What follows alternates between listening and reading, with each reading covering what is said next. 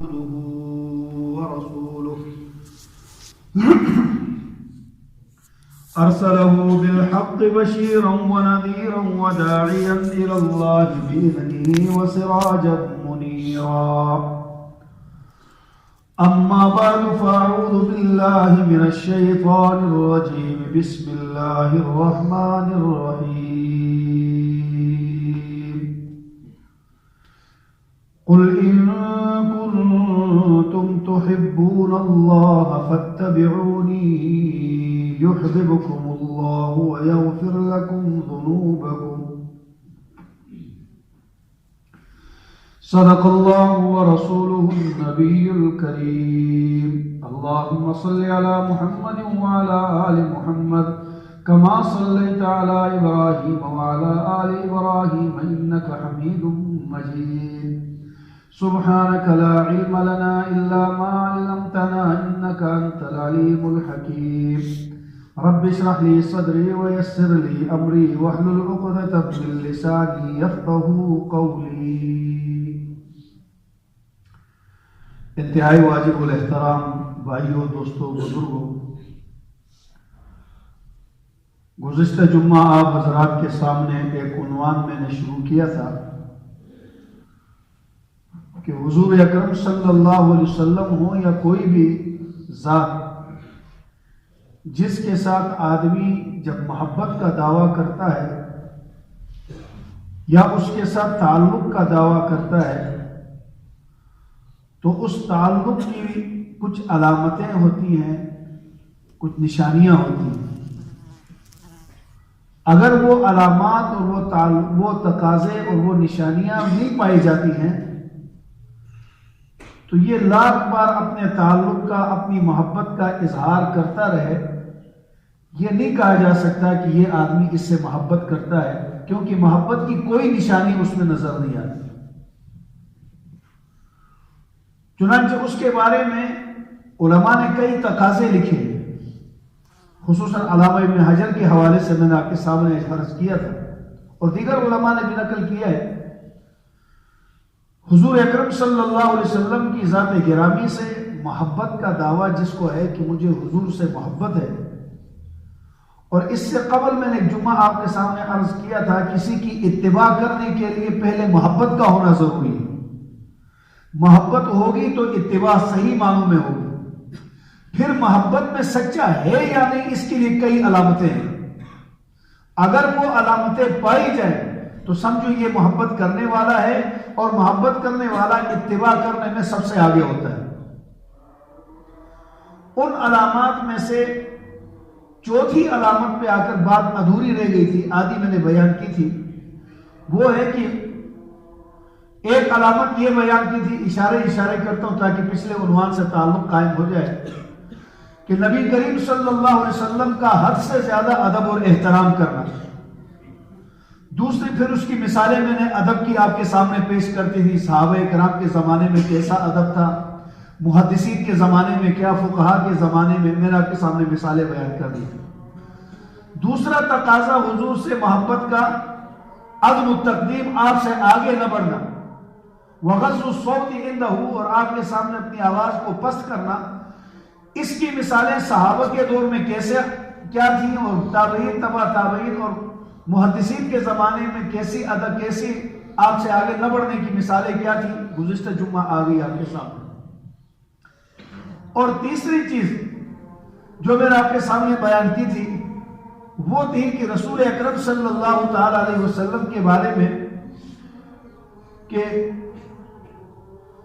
آپ علیہ السلام سے اعظام جمیع اسبابہ، آپ سے متعلق جتنی بھی چیزیں ہیں، آپ سے جن جن چیزوں کی نسبت ہے ان کی تعظیم کرنا، اور اس کے ساتھ وَأَمْكِنَتِهِ مِنَ الْمَكَّةِ وَالْمَدِينَةِ، مکہ اور مدینہ جو آپ سے سب سے زیادہ تعلق ہے، مکہ اور مدینہ کے آداب اور ان کے عظمت کے اعتبار سے جو واقعات تھے وہ میں نے آپ کے سامنے عرض کیے تھے.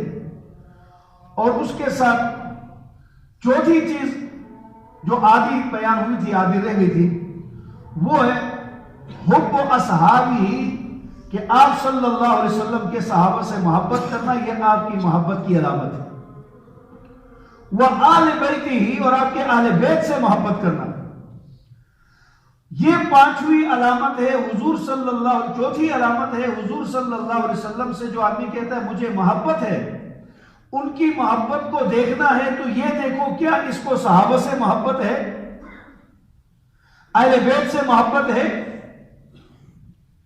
اگر صحابہ اور اہل بیت سے محبت نہیں، مثال کی ایک بات عرض کروں، ایک دفعہ صحابہ نے پوچھا یا رسول اللہ اہل سنت اس کی علامت کیا ہے کہ کون آدمی آپ کی سنت پر ہے؟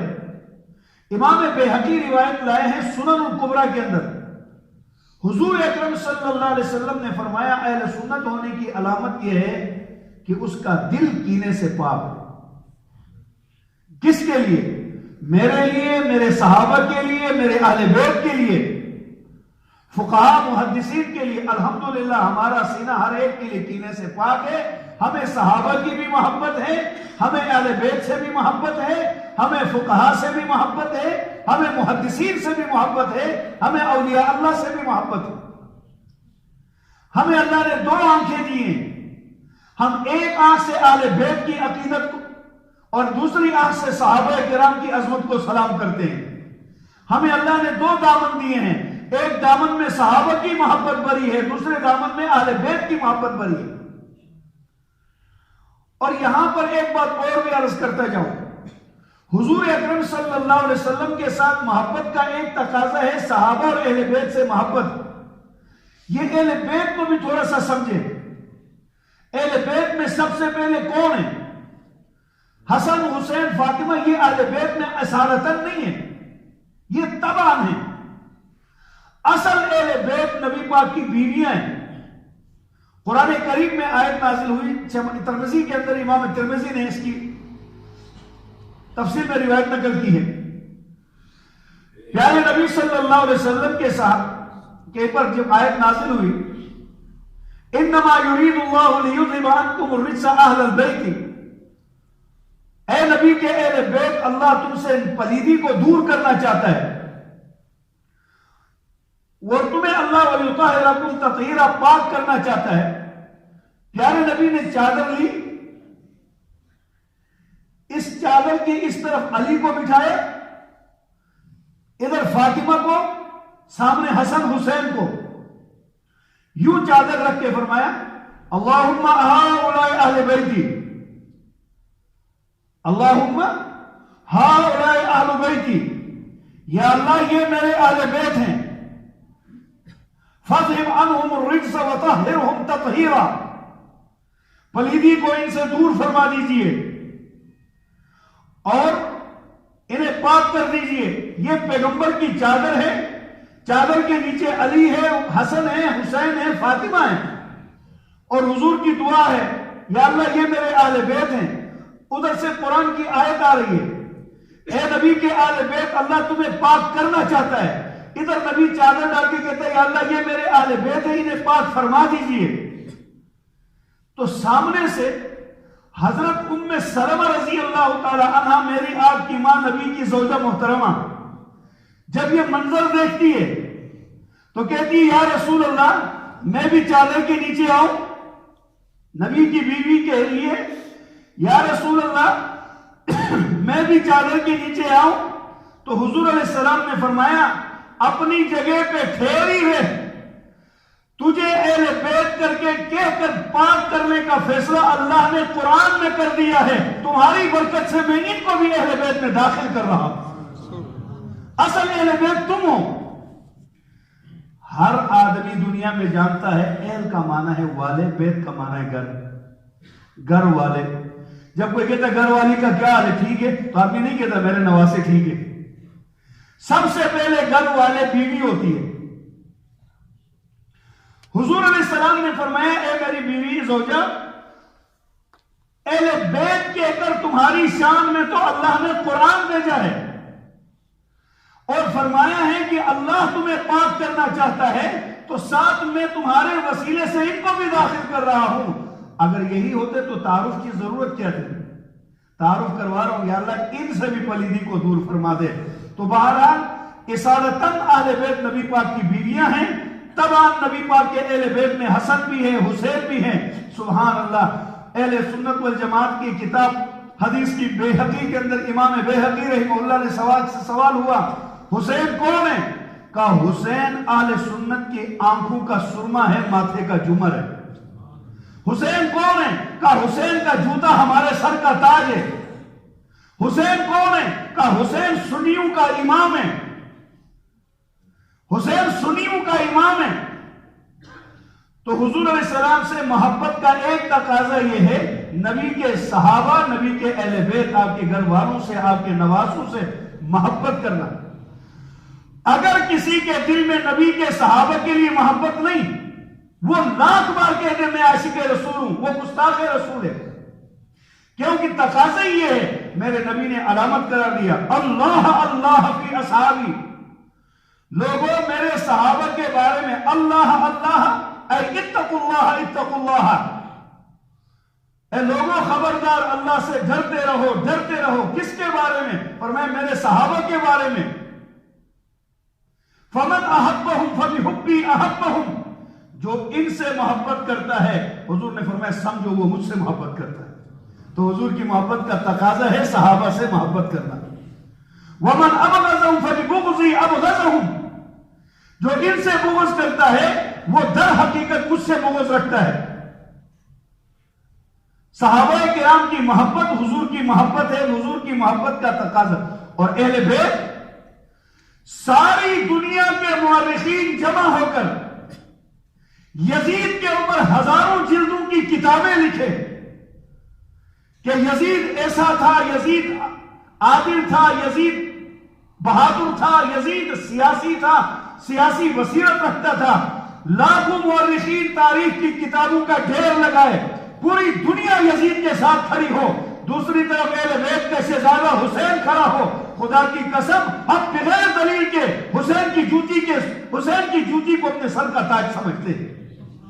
ساری کائنات یزید جیسو سے بھر جائے، یزید کی کیا حیثیت ہے حضرت حسین کے مقابلے میں؟ محبت کا تقاضا کیا ہے؟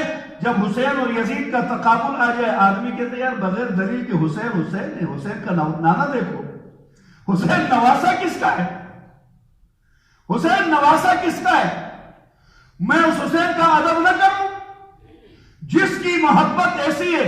7 سال 8 سال کی عمر ہے، مسجد نبوی میں آئے، سیدنا صدیق اکبر جمعے کا دن ہے، صحابہ پہنچ گئے، علی مرتضیٰ تشریف فرما ہے، بیٹا حسین 8 سال کا باپ کی انگلی پکڑ کے جمعے کے لیے آیا. نانے کی رخصتی کے بعد منبر پہ خلیفہ اول ابو بکر صدیق بیٹھ کے پہلا خطبہ دے رہے. 7-8 سال کا بچہ حسین مجمع میں کھڑا ہوا مسجد نبوی میں، قریب جا کے کہتا ابو بکر میرے نانے کے ممبر سے اتر جاؤ، یہ میرے نانے کا ہے. اگر ابو بکر صدیق کا ادب دیکھیے، محبت دیکھیے، دنیا کو درس دیا، اس گھرانے سے محبت کیے بغیر آدمی کا نہ ایمان مکمل ہے نہ اس کے مصطفیٰ مکمل. ابو بکر صدیق دلیلیں دے سکتا تھا، بیٹے تیرا باپ بیٹھا ہے وہ نہیں روک رہا ہے، آپ کیوں روکتے ہیں؟ نا تیرا باپ میری اقتداء میں کھڑا ہے، نہیں کہا. کہہ سکتے تھے کہ تیرے نانے نے اپنی زندگی میں اس منبر پہ تیرے باپ کو نہیں بٹھایا، مجھے بٹھایا. تیرے نانے نے اپنی زندگی میں اپنے مصلے میں 17 مرتبہ مجھ سے امامت کروائی. 17 مرتبہ. آپ کو ایک عجیب بات بتاؤں، آج تک یہ علماء کہتے ہیں ابو بکر صدیق نے صحابہ کی امامت حضور کے حکم سے کروائی کر. علامہ ابن حجر نے لکھا ہے ایک موقع ایسا ہے کہ خود نبی پاک مقتدی تھے، ابو بکر امام بن کے نماز پڑھا رہے تھے. کہا بیٹا مجھے آپ کے نانے نے اپنے امام بنایا ہے؟ نہیں کہا. اور بیٹا میں اس مصلے پہ جب نہیں تھا، آپ کا نانا بیمار ہے، فرمایا بلال ابو بکر سے کہو نماز پڑھا دے، مروا ابا بکر فلیصلی بالناس، صحیح بخاری کی روایت ہے. میرے پاس آیا، میں نہیں تھا، بلال نے کہا نماز ہی پڑھانی یہ نہ صحیح، عمر کو کہہ دیتا ہوں.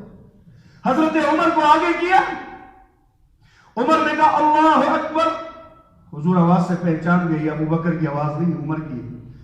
حجرہ مبارک سے کھڑکی سے اپنا مبارک سر باہر نکالا، 3 بار فرمایا لا لا لا، نہیں نہیں نہیں، لا ينبغي لقوم فيهم ابو بکر ان يؤمهم غيره، خبردار کسی قوم کے لیے مناسب نہیں کہ نبوت کے مسلح میں ابو بکر کے سوا میرے بعد کوئی اور جا کر امامت کرائے، ابو بکر کو آگے کرو۔ جہاں پر عام امتی ہوں گے، جہاں پر عام امتی ہوں گے وہاں ابو بکر سے آگے کوئی نہیں بڑھ سکتا، جہاں پر سارے نبی ہوں تو وہاں ابو بکر کے استاد محمد مصطفیٰ سے آگے کوئی نہیں بڑھ سکتا، ان کو آگے کرو۔ تو عرض کر رہا تھا ابو بکر صدیق نے یہ دلیلیں دی نہیں، ممبر سے اترے، آرام سے نیچے آگے، ہاتھ باندھ کے کہا، تحت سرہ کے الفاظ تک ملتے ہیں کہ اپنے ناف کے نیچے ہاتھ باندھ کے ادب سے کھڑا ہوا ہے 8 سال کے بچے کے آگے، اور کہتا لو بیٹا تیرے نانے کو ممبر خالی کر دیا۔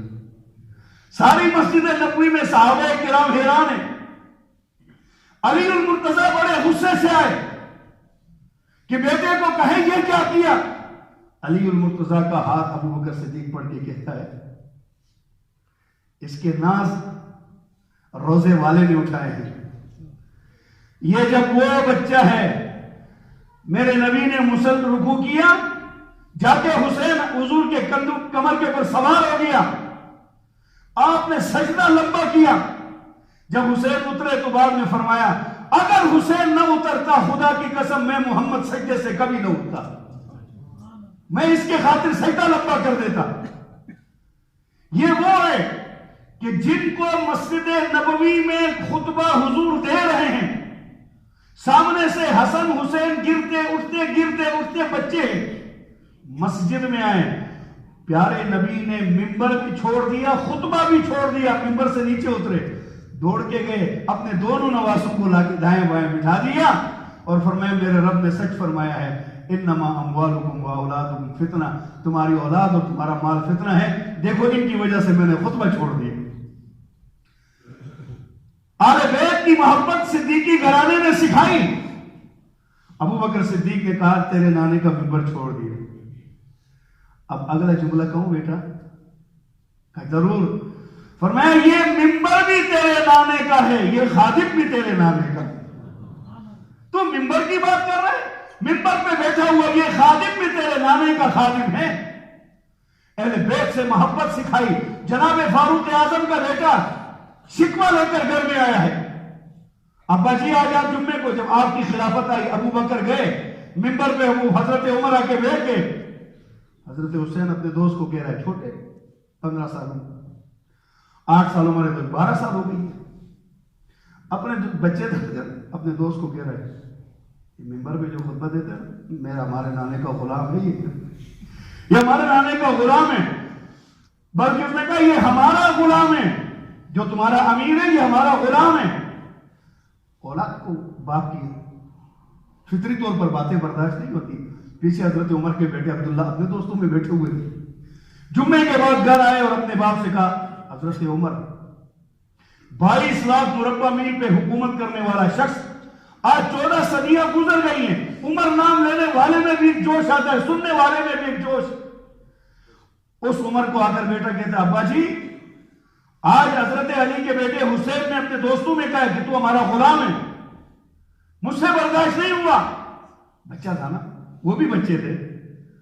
حضرت عمر نے کہا کیا کہا ہے؟ شہزادے نے کہا ان کے غلام ہیں، ان کو کہو جا کے میرے باپ نے کہا یہ جملہ ذرا میں لکھ کر دو۔ جا کے حضرت عبداللہ نے کہا میرا باپ تم لوگوں کا غلام ہے؟ جی کہا لکھ کر دو، ابا نے بھیجا ہے، اس میں کون سی مشکل ہے، یہ لو عمر ہمارا غلام ہے۔ لے کر آئے تو باپ کو دی، حضرت عمر پڑھ کے رو پڑے، کہا بیٹا عبداللہ جب میں فوت ہو جاؤں میرے کفن میں یہ پرچی رکھنا، جب فرشتے آئیں گے تو دکھا دوں گا محمد کے گھرانے کا غلام آیا ہوا ہے۔ یہ میری دستاویز ہے کہ حسین کا غلام آیا ہوا ہے۔ حضرت ابو ہریرہ جیسا شخص، حضرت ابو ہریرہ جیسا محدث حدیث ایک موقع پر دوڑتے ہوئے جا رہے ہیں، گرد و غبار سے ابر آلود ہو چکا ہے چہرہ، ایسا لگتا ہے جیسے بادل چھائے ہوئے، کسی نے پوچھا ابو ہریرہ، آپ کو مزے کی بات بتاؤں، یہ ابو ہریرہ 2-3 موقعوں پر ہی زور سے دوڑے. یہ وہ صوفی صحابی تھے، یہ بہت صوفی مزاج تھے. ایک جگہ بیٹھنا، ایک آج دوڑے ہیں اور ایک یہ اس وقت دوڑے. اس کی ماں نے جب اس کو مارا نا، روتے ہوئے حضور کے پاس آئے، یا رسول اللہ میری ماں نے مارا ہے، میری ماں کے لیے ہدایت کی دعا کرے، اللہ اسے بھی ہدایت دے. تو حضور علیہ السلام نے ہاتھ اٹھایا کہا اللہم اہد ام ابی ہریرہ، اے اللہ ابو ہریرہ کی ماں کو ہدایت دے، اس کے دل کے کفر کو ایمان میں بدل دے. ادھر دعا ہو رہی ہے، ابو ہریرہ پہلی بار دوڑ رہے. صحابی نے پکڑ کے کہا کبھی مدینے میں تیز قدم نہ رکھنے والا صوفی آج اتنا دوڑتے ہوئے کہاں جا رہے ہو؟ چھوڑ چھوڑ، نبی نے دعا کی میری ماں کی ہدایت کے لیے، میں دوڑ کے یہ دیکھنا چاہتا ہوں گھر میں پہلے پہنچتا ہوں یا نبی کی دعا پہلے پہنچتی ہے. گھر گئے، دستک دیا تو اندر سے پانی کے قطروں کی آواز آ رہی تھی. ماں کوئی نہا رہی ہوگی. کون؟ کہا تیرا بیٹا ابو ہریرہ ہے، اگر پوری ہڈیوں میں طاقت تو آ ایک بار پھر مار.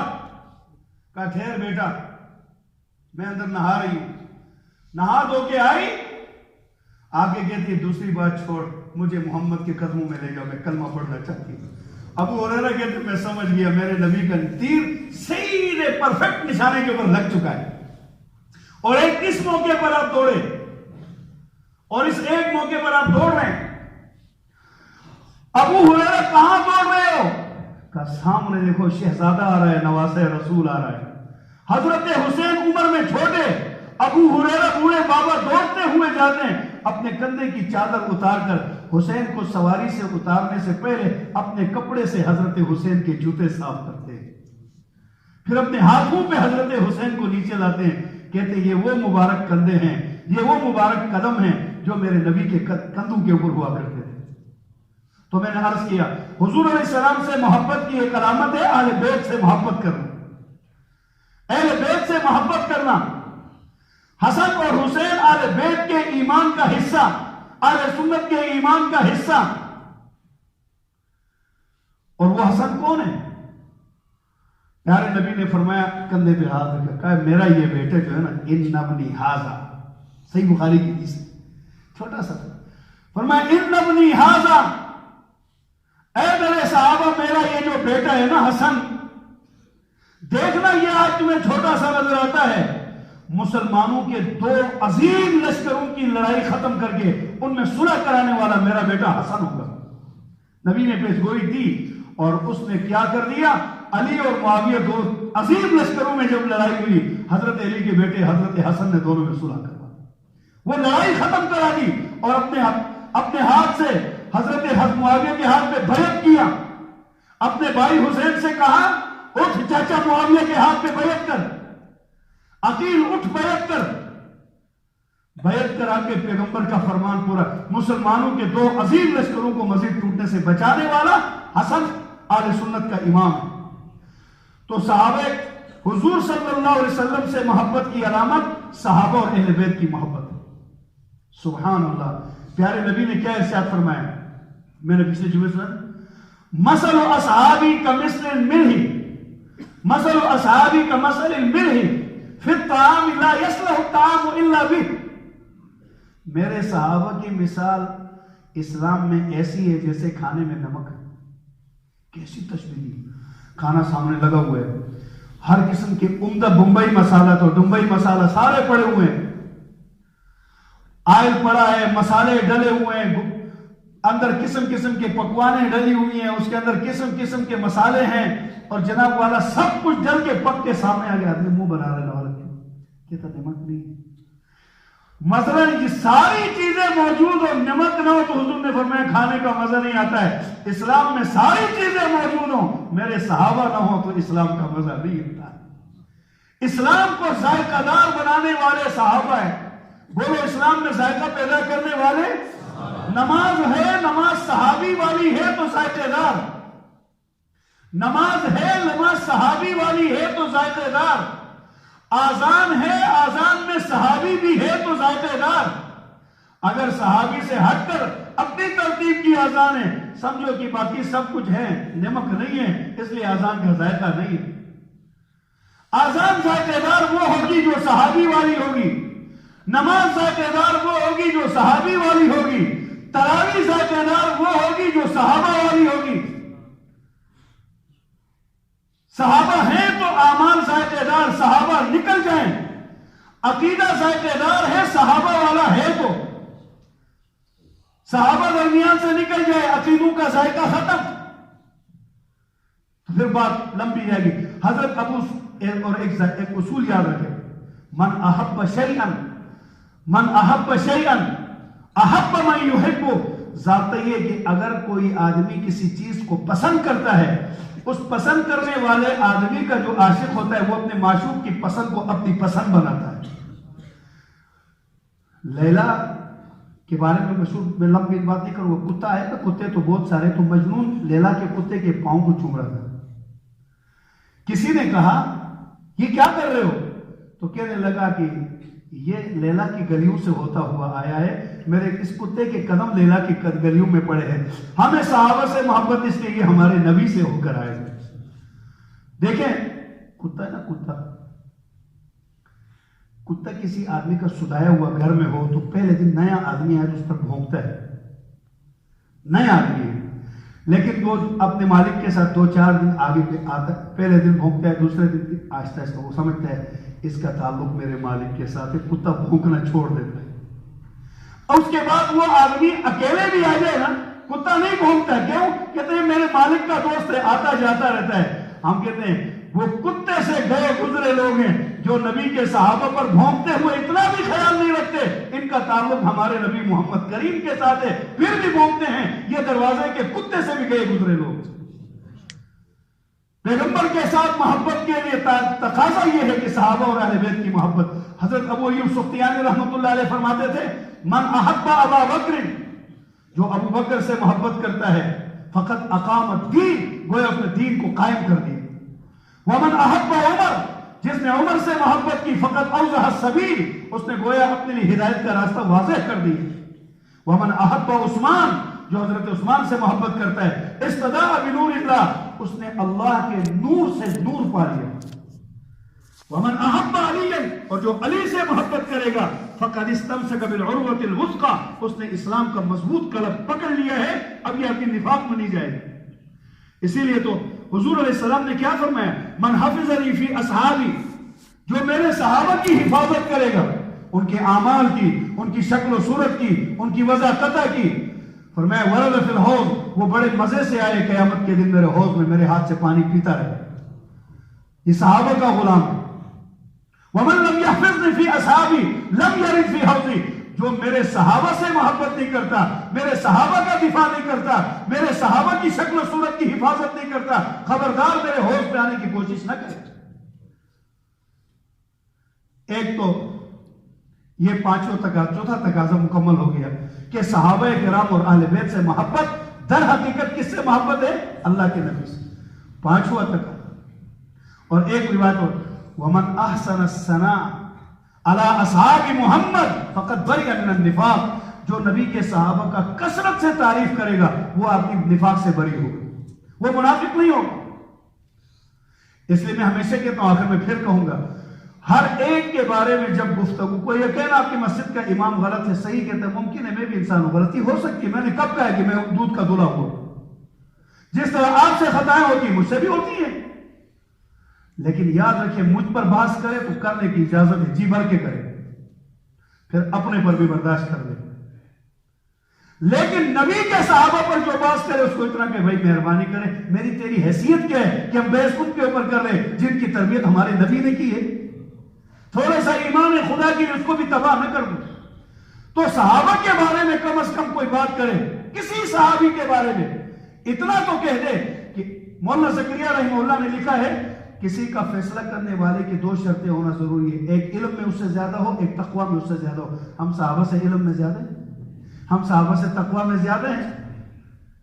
ساری دنیا امام بخاری رحمۃ اللہ علیہ جیسے محدثین سے بڑھ جائے, اور ایک طرف وہ صحابی آئے جس نے ایک بھی نماز نہیں پڑھی, صرف میرے نبی کے چہرے کو دیکھ کر کلمہ پڑھا اور دنیا سے رخصت ہو گیا. امام بخاری جیسے لوگ زمین میں بڑھ جائے, اس صحابی کا مقابلہ نہیں کر سکتے. کیوں؟